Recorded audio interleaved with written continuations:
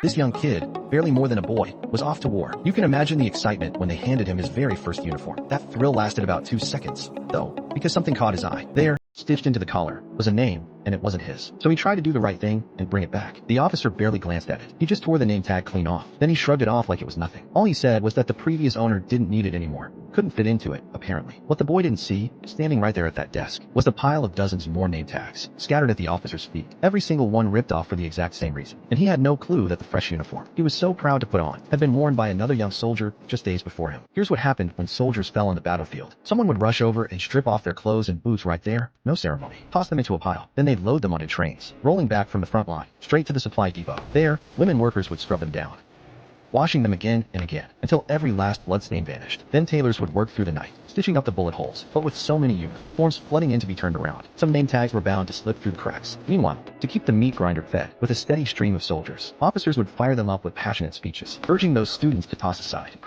their textbooks without a second thought. Those innocent kids got swept up in the fever, their blood pumping, hearts racing with the thrill of it all. And so these German boys charged off to war, every last one of them chasing a dream of glory. But the instant their boots touched the war zone, that fantasy came crashing down hard. France unleashed a savage assault on the German lines. And when these raw recruits finally scrambled into the trenches, their very first assignment was to bail out the standing water, using their own helmets. Before long, Adam got his orders: collect uniforms from the fallen soldiers. And in that moment, it finally clicked. Now he knew exactly where his own uniform had come from. Years passed, and Adam hardened into a seasoned veteran. Enemy fire couldn't shake him anymore. He dodged the French attacks with a fox's cunning, and led his squad on a raid straight into an enemy trench. They got lucky, stumbled right into the French officer's command post. But here he was, going to town on their rations, when the table under his hands began to tremble violently. Rats scattered in every direction. Right away, they knew something was terribly wrong. The moment they burst out of the trench, everyone froze solid at the sight before them. No soldier in the First World War had ever laid eyes on such a thing.